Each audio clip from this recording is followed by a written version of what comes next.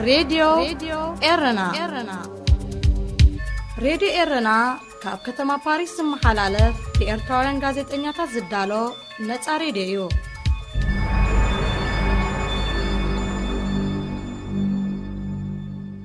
سلامتنا يبصحكم أبستفلالي كورنعات عالم كوينكم نمدبات راديو إيرنا اتكتاتلو زخبركم سمعتنا أبنايلو معربي 10 ميازيا 2019 فنوى راديو إيرنا حزب السودان صاروا راقفو حزب إرترا النات كاتريفو زرستو تحستو زباو قدات كان أربالكمينا نعقو بمسعب دما مدب مأزن طبابات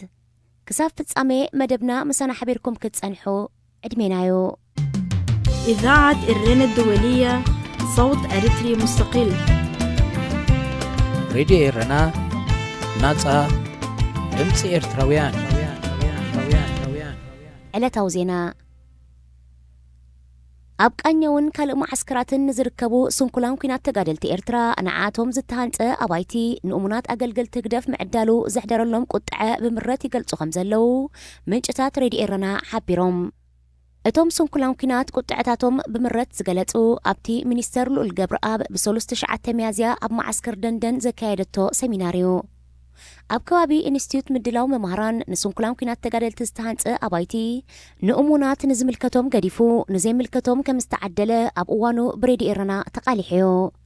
منغستي أقدمون سنكولان كينات تقادلتي غزاو تكسر حلوم تمواتعو بريزيدنت إسياسن منيستر عيو سب أو دحنتن زنبرات أسكالو موقوري سابسترخبولو دموق صنبل أمنا مسرتكوا انت تنبرلو اتنفس وكف كل التمدك أسي حدا صالون كشنا مسمكا بيازونن أبايتي ببيت صحفت بريزيدنتي وهابو من استبهلو أمونات أقلقلتي نايت ساعاتيو تعديلو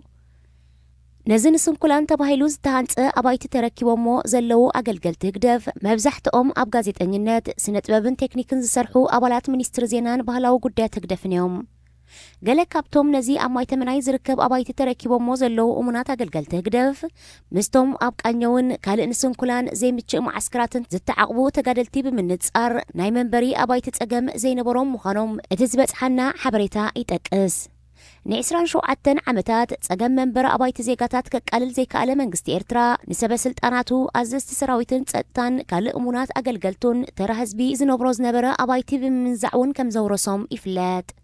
أبرأس زي أو هجرات زركبو دقفت نايت سرعات بوندن كالي كسر حلوم كدما 10 عمتات ستأتولهم مبتعا كساب زئوانزي أي تتكبرن اتمنغستي نتيب مسرتون نوان النتزبك خون زنبرو قداي مريتن منبر أبايتن كم بوليتيكا ومسارحيت كمولو خمزلويو زوكاس نسلاسة عمتات نسودان زمرحة بريزيدنت سودان عمر حسن البشر نحيالو أوارح أنصارو ككايد بزيز أنحي حزباو نعبي بحاجة سراوي تهاجر كابسلتانو تقاليو اتي بريزيدنت مالي 11 ميازيا كابسلتانو دحرم إلايو مكتلون منيستر مكلخال تهاجرن جنرال عواد ابن عوف جزياوي وتهدراو مرحة تهاجر كوينولو جنرال ابن عوف أبز حلف ورحي أبستخايدة ناي كابينة منيسترات ناي سلطان مكياريو أبرئيس تزنبرو ناي منيستر مكلخال صفحي مكتل بريزيدنت سودان كوينو تشيمو اتي جنرال نخلت عمد بمساقاقري وتهدراو منغستي نتهاجر كم زمرحون تفليتولو بريزيدنت بشر نابزي تفلت أبوتات وسيدو كم أسور تتحيزو همزلو زملكتو تسبت تهاجر ناي سلست ورحي نهي صوان تأويجو خمزلون أملكتهم حزب السودان بريزيدنت بشر كابسلطانو مئلايو حقوسو يقلص كوانتلو نزب نايك أربان أمونن مسارحتو زنبرة جنرال ابن عوف توسيدو زلو سقومتات مقوامو يقصلالو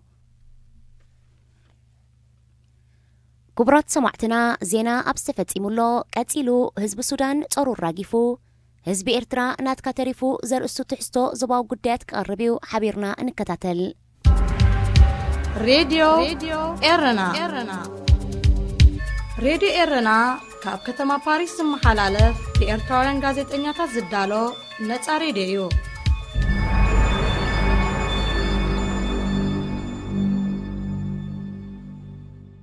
حزب السودان صاروا راقفو حزب إرترا نات كاتريفو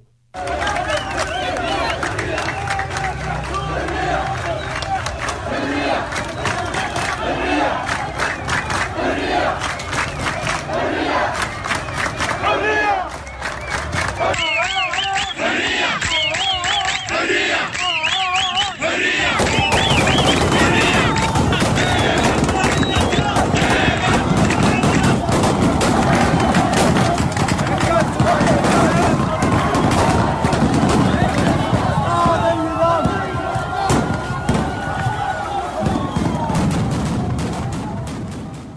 ምዝዛም ዝሑል ኩናት ተኸቲሎም ዝመጹ መራሕትዮም ንምብራቕ ኣፍሪቃ ነዚ ዝሓለፈ 30 ዓመታት ብሒቶም ጸኒሖም ብወተሃደራዊ ዕልዋን ሰውራታትን ናብ ስልጣን ዝመጹ እዞም መራሕቲ ነዚ ብድኽነት ኩናትን ድሕረትን ብኣውርኡ ድማ ግናይ ምሕደራ መንግስትን ልሉይ ዝኾነ ዞባ ናብ ዝሓሸ ጎደና ክመርሑ ዝኽእሉ ገስገስትዮም ዝብል ትንቢት እዩ ተነቢሩሎም። ዘይከም ትጽቢት ህዝቢ ዞባን ዓለምን ግና ብዲሞክራሲ ትምህርቲ ምዕባለን ቁጠባን ንቕድሚት ክደፍኡ ሲትረፍ ንዝነበረ ክብርታት ዞባውን ኣፍሪሶም ዞባ ቀርኒ ኣፍሪቃ ናብ ተምሳለ ሲኦል ለዊጦሞ ምህላዎም ዋሕዚ ሚልዮናት ዜጋታት እዚ ዞባ ህያው ምስክር እዮም። ኣብዚ ዝሓለፈ 30 ዓመታት ናብ ስልጣን ካብ ዝመጹ እሞ ተስፋ ዝተነብረሎም ግና ብዘሕዝን መልክዑ ተስፋ ህዝቢ ዘቕረጹን ከብዲ መስዋእቲ ዝኸፈላ ስድራ ቤታት ዝቐረጹን መራሕቲ ዞባ ድሕሪ ሞት ቀዳማይ ሚኒስተር መለስ ዜናዊ ኣብ ኢትዮጵያ ዝፈጠሮ ናይ ስልጣን ሃጓፍን ናይ ለውጢ ተስፋታት ክህሉ ከም ዝኽእል ኣንፈት ሂቡ። እዞም ከም ቆርዲድ ምስ ቆርበት ጠቢቖም ካብ መንበር ምልቓቕ ዝኣበዩ መራሕቲ እንተወሓደ ከም መተዓድላ ዋንጫ ብሞት ክእለዩ ከም ዝኽእሉ ነቶም ሞት ዝበሃል ዘይተርፍ ናይ ተፈጥሮ ናይ ለውጥን ምስጋርን መስርሕ ከም ዘሎ ዝዘንጋዕና ኣዘኻኺሩና ይኸውን። ብፍላይ ኣብተን ሃቨፅታ ናይቲ ኣብ 2011 ኣብ ቱኒዝያ ዝፈለመ ቀውዒ ዓረብ ሸፈፍ ኢልዎን ዝሓለፈ ሃገራት ምብራቕ ኣፍሪቃ ብተቃውሞን ናዕብን ነዞም ምስ መናብር ዝተጣበቑ መራሕቲ መቐመጫታቶም ኮርኪሩ ከተስኦም ዘይምኽኣሉ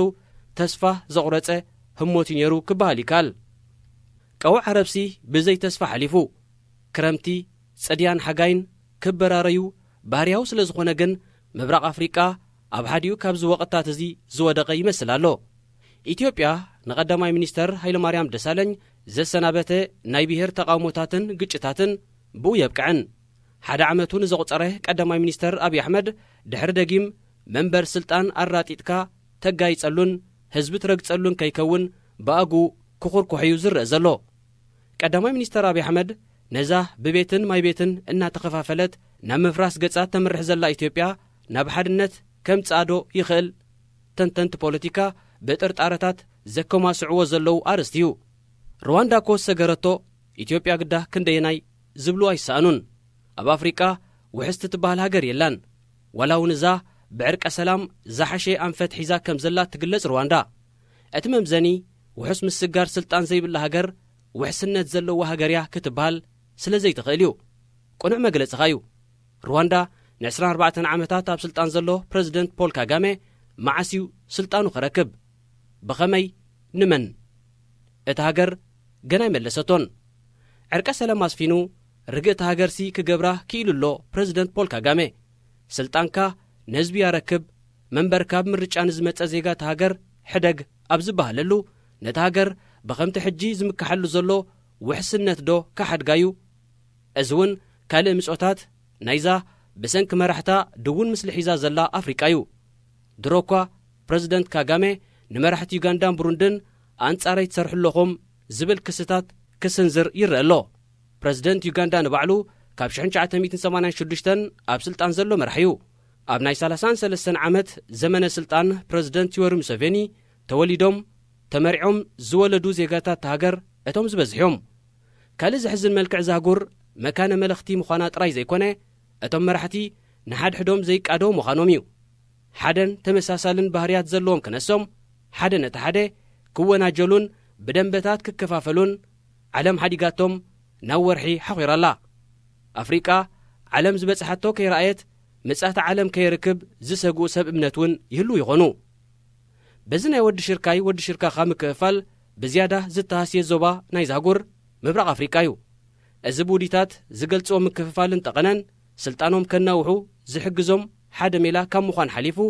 ህዝብታት ዞባ ዝረብሖ ነገር ከም ዘየለ ናይዚ 30 ዓመታት ተመክሮ ዝሰነዱ ሓቂ እዩ። ምስ ውድቀት ሕብረት ሶቪየትን ምዝዛም ዝሕል ኩናትን ዝተላዕለ ሱናሚ ጽልዋታቱ ክሳብ ቀርኒ ኣፍሪቃ ተራዩ። ኣብ ዋዜምኡ እታ ብቁጠባን ማሕበራውን ቅልውላው ትሕመስ ዝነበረት ሱዳን ካብ ጸገማ ክገላገላዩ ዝተባህለሉ ምልምል ጀነራል ዕልዋ ኣካይዱ። ጀነራል ዑመር ሓሰን ኣልበሽር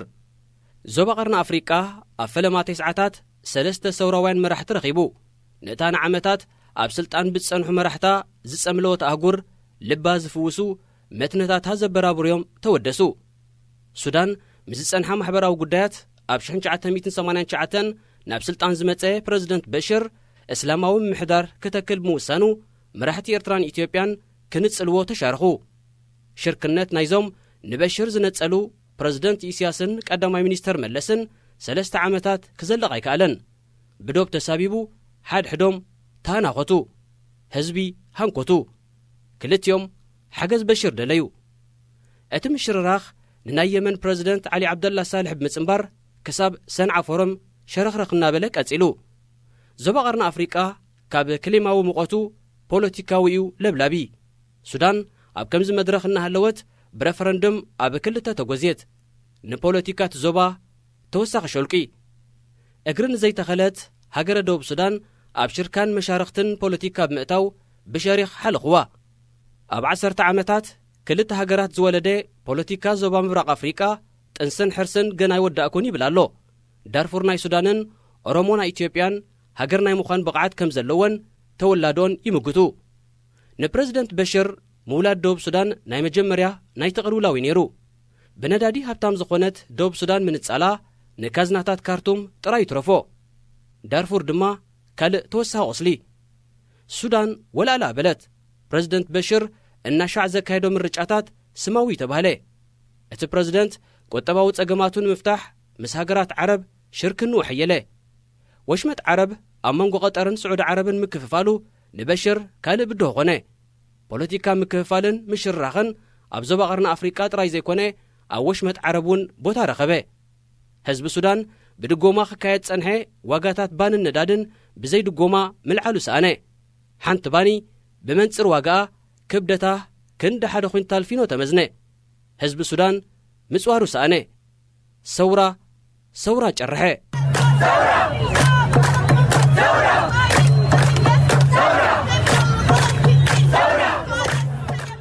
ሱዳን ኣብ ኣፍሪቃ ሓንቲ ካብተን ዝበዝሐ ወተሃደራዊ ዕልዋታት ዝተኻየደላ ሃገር እያ። ኣብ 1956 ናጽነታ ካብ ዝረኸበትሉ እዋን ንበሽር ሓዊስካ ሻውዓይ ምዃን እዩ። እዚ ድማ ሰራዊት ሃገር እቲ ዝነጠፈ ቁሩብ ሓይሊ ንፖለቲካዊ ስልጣን ምዃኑ ዘርኢ እዩ። ኣፍሪቃ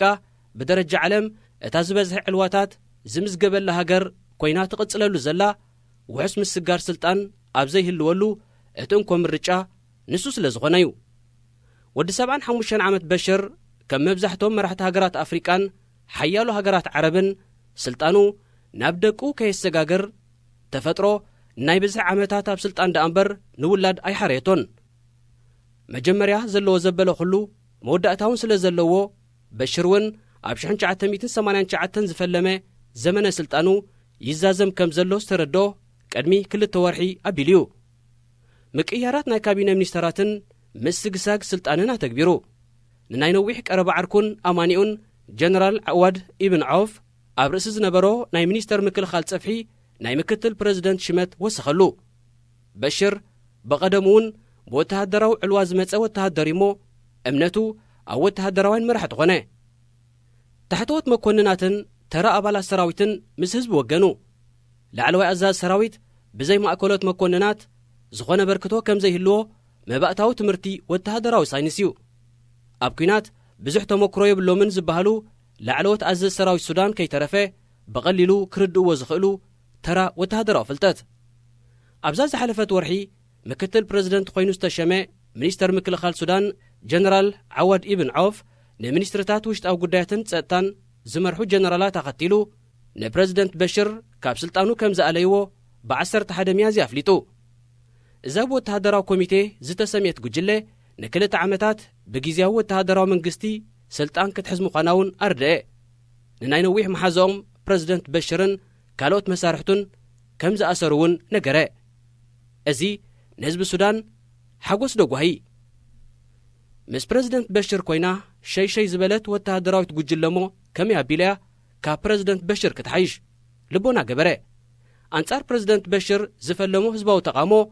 ኣንጻር እዞም መሓዙት በሽር እውን ክቕጽሎ ምዃኑ የእውሎ። እዚ ንህዝቢ ሱዳን ገጢሞ ዘሎ ሓድሽ ብድሆ ምስ ናይ ህዝቢ ኣልጀርያ ተመሳሳሊ እዩ። ኣብ ናይ ሒደት መዓልታት ፍልልይ የኽሰት ብምህላው እውን ካልእ ምምስሳል ይውስኸሉ። ህዝቢ ኣልጀርያ ን20 ዓመታት ዝመርሖ ፕረዚደንት ዓብዱልዓዚዝ ተፍሊቓ ኣብ መበል 82 ዓመት ዕድሚኡ ብሰንኪ ወቕዒ ከፊላው ስንክልና ገጢሞን ሃለወ ሃገር ክመርሕ አይበቃዕኒው ኢልዩ በህዝባዊ ተቃውሞ ገሊፍዎ በተፈሊቃ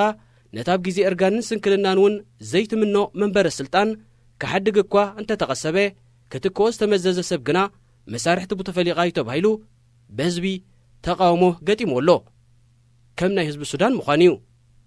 ህዝቢ ሱዳን ማሕዙት በሽር ንዝኾኑ ጀነራላት ስልጣን ብሒቶም ክቕጽሉ ካሓድጎም ድዩ ወይስ ከም ጠለቡ መሰረታዊ ናይ ስርዓት ለውጢ ከንግስ እዩ ገና ምስ ጊዜ ዝምለስ ሕቶ እዩ ብውሕዱ ግና ን30 ዓመታት ዝተሸከሞ ጾር ፕረዚደንት በሽር ኣራጊፍሎ ፕረዚደንት ኢሳያስ ምስ ጸላእተይ እናተሻረኹ ኣንጻረይ ውዲት ዝኣለምዮም ዝበሎም መራሕቲ ዞባ ቀርኒ ኣፍሪቃ ሓደ ብሓደ ተኣልዮም ነገረ ዕድልዶ ነገረ ወቕቲ ቀውዕ ዓረብ ክጅምር እንከሎ ተመሳሳሊ ስምዒት ዝነበሮ ፕረዚደንት ሊብያ ሙዓመር ቀዛፊ ነታ ወቕቲ እቲኣ ኸይሰገረ ቅድሚ ኩሎም ብሞት ዝተኣልየ ንሱ ኾነ ሕጂ እውን ነገረ ዕድልዶ ነገረ ወቕቲ በቃ ስልጣን ይኣኽለና ኢሎም መንበሮም ንህዝቢ ዘረከቡ መራሕቲ ሃገራት ኣፍሪቃ ካብ ናይ ኣጻብዕ ቁጽሪ ዝሓልፍ ኣይኮነን ከምኒ ቶማስ ሳንካራ ናይ ቡርኪና ፋሶን ፓትሪክ ሉቡምባ ናይ ኮንጎን ነገረ ስልጣን ግርም ከየጣጥሑን ከየስተማቆሩን ሞት ስለ ዝቐደመቶም ታሪኾም ጸቢቑሎ ከምኒ ፕረዚደንት ዚምባብዌ ነበር ሮበርት ሙጋበ ኸኣ ታሪኾም ክልተ ጊዜ ተኸሊሱ ሰብ ክሳዕ ዝጸላእካ ዕድመ የሃብካ ተረጊሞም ክሳብ ምእላይ በጺሖም ምብራቕ ኣፍሪቃ ኣብዚ እዋን እዚ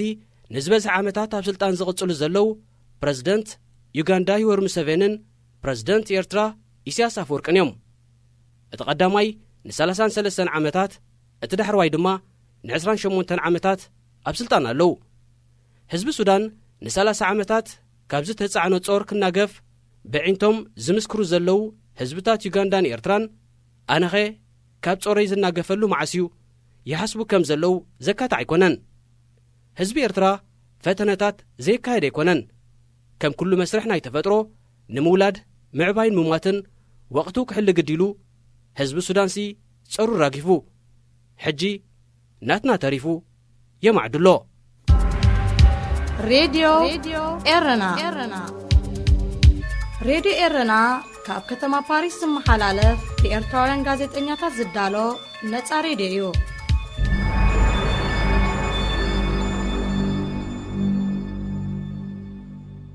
ኣብ ርሕቑን ቀረባን ኣብ ውሽጥን ወፃእን ኤርትራ ኮይንኩም ንመደባት ራድዮ ኤረና እትከታተሉ ክቡራት ሰማዕቲ እዚ ወትሮ ዓርቢ በዚ ሰዓት እዚ ዝቐርብ ማእዝን ጥበባት እዩ ንሎሚ ብመሐመድ ሙስጠፋ ዝተጻሕፈ ምስቲ ምቓር ደርፊ ሒዘልኩም ቀሪብ ኣለኹ እዚ ምስቲ ምቓር ደርፊ እዚ ንሓደ ካብ ፍትዋትን ረዚን ስም ዘለዎን ሱዳናዊ ደራፊ መሐመድ ወርዲ ንዝደረፋ እቲ ዘይሰድድ ተሓዚ ንእትብል ደርፉ ምርኩስ ገይሩ ዝተጻሕፈ ምስቲ ምቓር ደርፊ ኮይኑ ብዝነኣድ ኣገባብ ምስ ኩነታት ሃገርና ኤርትራ ኣተኣሳሲርዎ ኣሎ ሰናይ مكتتال هذه إذاعة إرنا زي مستمقار درفزي أبتي بريد سي بريس بويتري كافي زفلت ناي فيسبوك جروب استطعنا مخانو كحبركم فوتو مستمقار حدما محمد وردي رئسة حزتو أركب مفتح نايزة هاجر استمقاري محمد مصطفى أرئيس درفي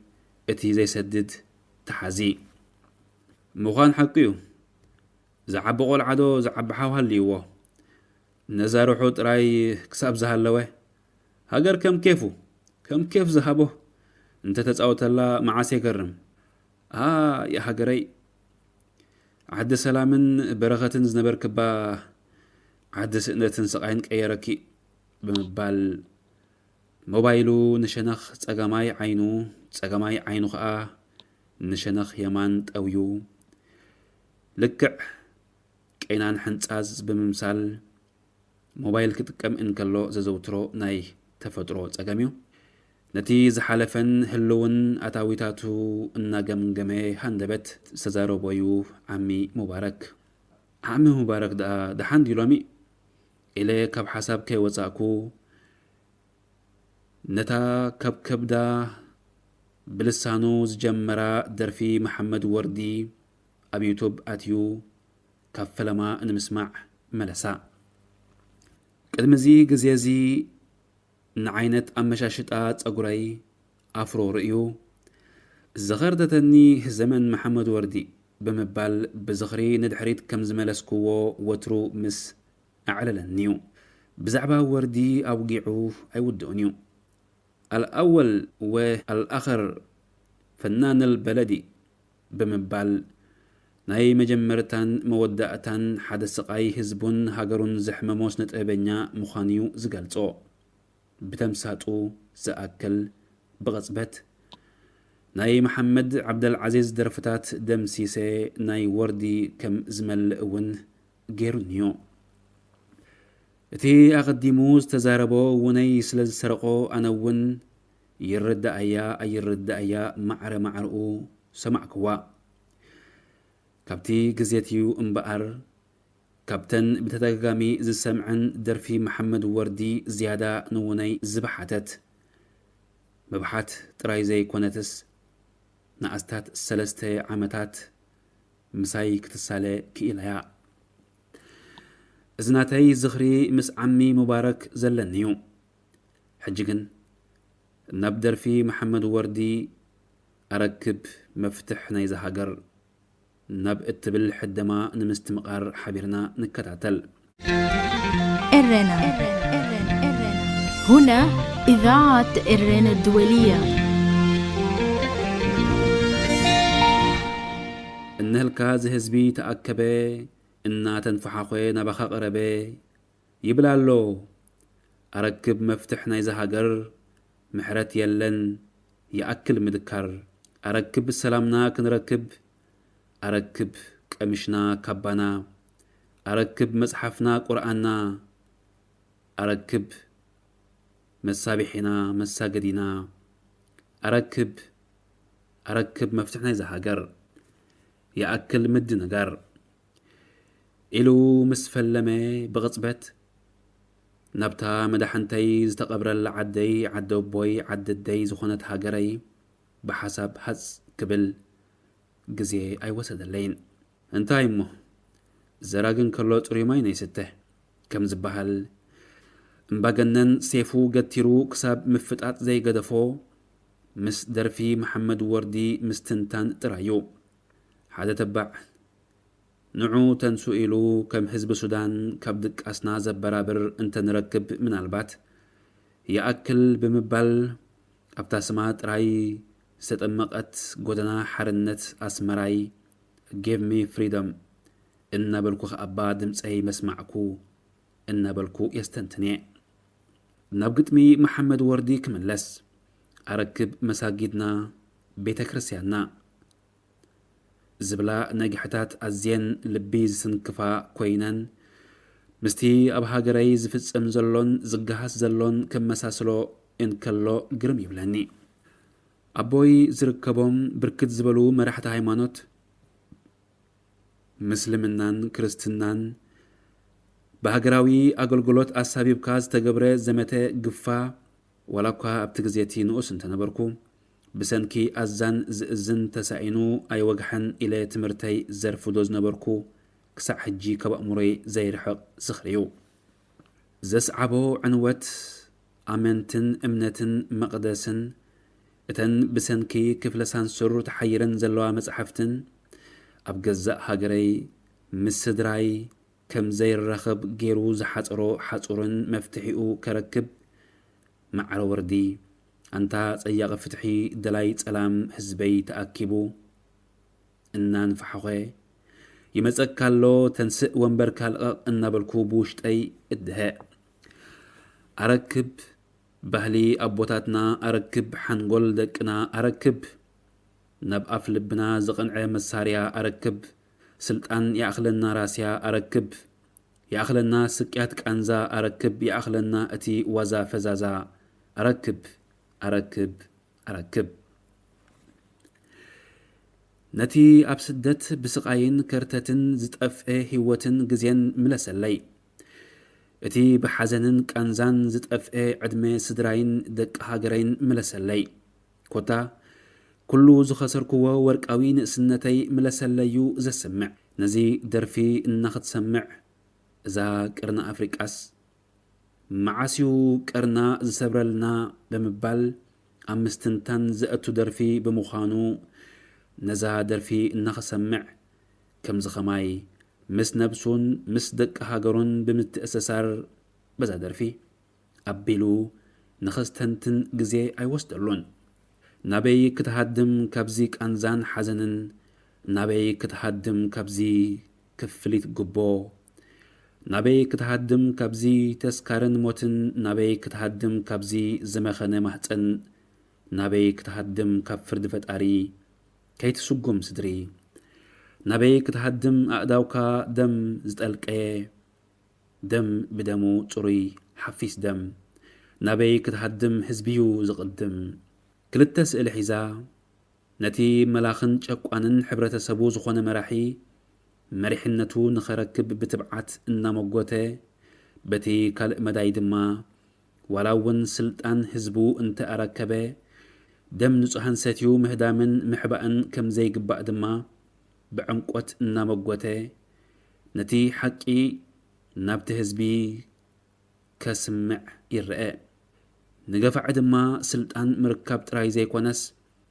اتي استبسابس حزبي اتي استساقين زبدلن حزبي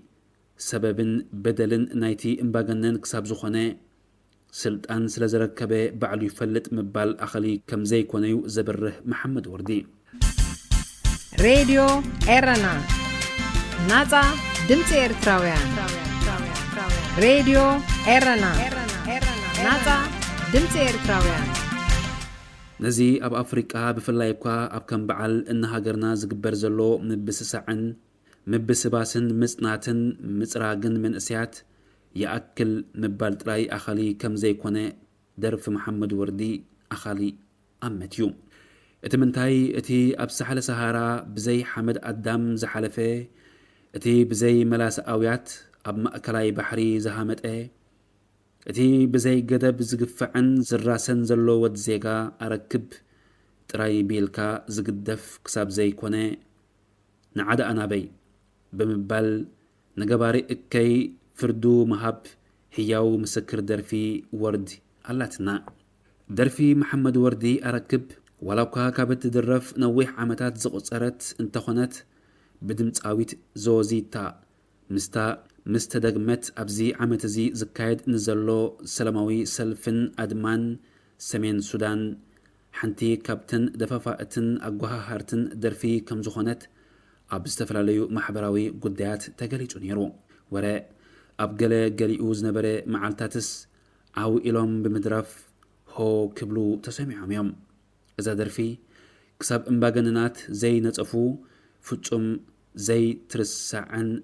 بعلا وصعاتن قروفاتن إن أذكرت قسلوم إن حقاقون مريت إن قسقسون كم زحن حنو التقبر درفيا يبل محمد مصطفى أمنا مجرشتا تحفو نلومي قريب لكم زنبركم تحستو بزي تزازيم الله زخبركم سمعتي زمت عربي بخالة حستو كساب نرخب سسنايو ناتمنو خزفانوكم أدلون غرابن الشاي قبرها نسيه إرنا هنا إذاعة إرنا الدولية. زخبركم سمعتنا نايلو محافشاو مدباتنا نبززام داق مايزينا انهو أبقانيون كالق معسكراتن نزركبو سنكولان كينات تقادلتي إرترا نعاتهم زتهانت أبايتي نؤمنات أقلقل تقدف معدالو زحدرلهم قطعة بمرات يقلتو خمزلو منشتات ريدي إرنا حبيروم اتوم سنكولان كينات قطعتاتهم بمرات زقلتو أبتي منيستر لو القبر آب بسولوس تشعات ميازيا أب معسكر دندن زكايدتو سيميناريو أب كوابي إنستيوت مدلاو ممهران نسنكولان كينات تقادلت زتهانت أبايتي نؤمنات نزملكتهم قديفو نزيملكتهم كمستعدلة أب اوانو بريدي إرنا تقاليحيو منغستي أقدمون سنكولان كينات تقاللتي غزاو تكسر حلوم تمواتعو بريزدنت إسياسن منيستر عيو سب أو دحنتن زنبرت أسكالو موقوري سابسترخبولو دموع صنبل امنا مسرتكوا انت تنبرلو اتنفس وكف كل التمدك أسي حدا صالون كشنا مسمكا بيازونن أبايتي ببيت صحفة بريزدنت يوهبو من استبهالو أمونات أقلقلتي نايت سرعاتيو تعديلو ነዚ ንስንኩላን ተባሂሉ ዝተሃንፀ ኣባይቲ ተረኪቦሞ ዘለው ኣገልገልቲ ህግደፍ መብዛሕትኦም ኣብ ጋዜጠኝነት ስነ ጥበብን ቴክኒክን ዝሰርሑ ኣባላት ሚኒስትሪ ዜናን ባህላዊ ጉዳያት ህግደፍን እዮም ገለ ካብቶም ነዚ ኣብ ማይተመናይ ዝርከብ ኣባይቲ ተረኪቦሞ ዘለው እሙናት ኣገልገልቲ ህግደፍ ምስቶም ኣብ ቃኘውን ካልእ ንስንኩላን ዘይምችእ ማዓስከራትን ዝተዓቕቡ ተጋደልቲ ብምንጻር ናይ መንበሪ ኣባይቲ ፀገም ዘይነበሮም ምዃኖም እቲ ዝበፅሓና ሓበሬታ ይጠቅስ ን27 ዓመታት ፀገም መንበሪ ኣባይቲ ዜጋታት ከቃልል ዘይከኣለ መንግስቲ ኤርትራ ንሰበ ስልጣናቱ ኣዘዝቲ ሰራዊትን ፀጥታን ካልእ እሙናት ኣገልገልቱን ተራ ህዝቢ ዝነብሮ ዝነበረ ኣባይቲ ብምንዛዕውን ከም ዘውረሶም ይፍለጥ ኣብ ርእሲ እዚ ኣብ ወፃኢ ሃገራት ዝርከቡ ደገፍቲ ናይቲ ስርዓት ብወንድን ካልእ ክስርሓሎም ቅድሚ 10 ዓመታት ዝተኣትወሎም መብፅዓ ክሳብ እዋን እዚ ኣይተተግበረን እቲ መንግስቲ ነቲ ብመሰረቱ እውን ንዋንነት ህዝቢ ክኸውን ዝነበሮ ጉዳይ መሬትን መንበሪ ኣባይትን ከም ፖለቲካዊ መሳርሒ ይጥቀመሉ ከም ዘለዩ ዝውቀስ ን30 ዓመታት ንሱዳን ዝመርሐ ፕሬዚደንት ሱዳን ዑመር ሓሰን አልበሽር ንሓያሎ ኣዋርሕ አንጻሩ ክካየድ ብዝጸንሐ ህዝባዊ ናዕቢ ብሓገዝ ሰራዊት ሃገር ካብ ስልጣኑ ተኣልዩ እቲ ፕሬዚደንት ትማሊ 11 ሚያዝያ ካብ ስልጣኑ ድሕሪ ምእላዩ ምክትሉን ሚኒስተር ምክልኻል ሃገርን ጀነራል ዓዋድ ኢብን ዖፍ ግዝያዊ ወተሃደራዊ መራሕቲ ሃገር ኮይኑሎ ጀነራል ኢብን ዖፍ ኣብ ዝሓለፈ ወርሒ ኣብ ዝተኻየደ ናይ ካቢነ ሚኒስተራት ናይ ስልጣን ምቅያርዩ ኣብ ርእሲ እቲ ዝነበሮ ናይ ሚኒስተር ምክልኻል ጽፍሒ ምክትል ፕሬዚደንት ሱዳን ኮይኑ ተሸይሙ እቲ ጀነራል ንኽልተ ዓመት ብመሰጋገሪ ወተሃደራዊ መንግስቲ ነቲ ሃገር ከም ዝመርሕ እውን ተፈሊጡሎ ፕሬዚደንት በሽር ናብ ዘይተፈልጠ ቦታ ተወሲዱ ከም እሱር ተታሒዙ ከም ዘሎ ዘመልከቱ ጸብጸባት እቲ ሃገር ናይ 3 ወርሒ ናይ ህፁፅ እዋን ተኣዊጁ ከም ዘለውን ኣመልኪቶም ህዝቢ ሱዳን ፕሬዚደንት በሽር ካብ ስልጣኑ ምእላዩ ሓጎሱ ይገልጽ እኳ እንተሎ ነዚ ብናይ ቀረባን እሙንን መሳርሕቱ ዝነበረ ጀነራል ኢብን ዖፍ ተወሲዱ ዘሎ ስጉምታት ምቅዋሙ ይቕጽል ኣሎ ዝኸበርኩም ሰማዕትና ነዚ ሰዓት እዚ ተዳልዩ ዝነበረ ሓፈሻዊ መደባት ሬድዮ ኤረና ብቋንቋ ትግርኛ ኣብ ዝተፈጺሙሎ ሬድዮ ኤረና ናጻ ድምፂ ኤርትራውያን